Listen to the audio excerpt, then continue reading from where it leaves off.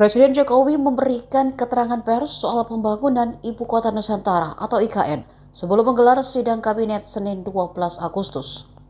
Turut mendampingi Menteri Pertahanan yang juga Presiden terpilih Prabowo Subianto dan Mensesnek Pratikno pagi tadi.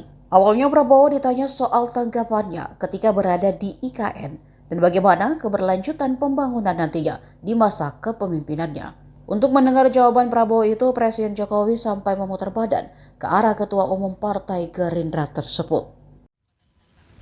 Ya, udara sejuk, udara bersih sesuai yang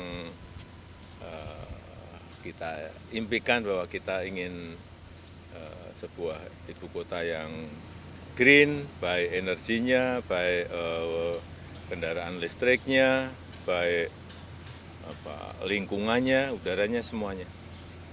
Kira bagus. Pak Menhan sendiri tanggapannya Pak terkait suasana IKN pagi ini? Ya saya kira kita semua merasakan ya suasana yang begini baik begitu. Saya juga dari tadi malam. Jadi ya memang pembangunan ini berjalan dan harus terus. Kalau bisa kita percepat ya kalau bisa. Tapi tentunya nanti pakar-pakar ya harus semua dikerahkan, semua kemampuan kita. Kalau saya optimis, saya lihat ya, saya kira bagus sekali.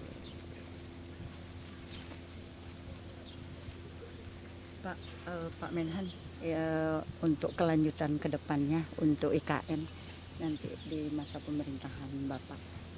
Pasti kita selesaikan. Dan ya walaupun memang rencana garis besarnya kalau tidak salah belasan tahun ya, atau kalau tidak salah pernah disebut puluhan, berapa puluh tahun kan, sebagaimana ibu kota negara lain kan juga sangat panjang. Kita juga tidak boleh memaksakan, tapi kalau saya optimis ya dalam 5 tahun saya kira sudah berfungsi dengan sangat baik. Kalau saya bukan ahli teknik ya, tapi saya lihat potensinya, saya yakin 5-6 tahun akan bagus, akan selesai.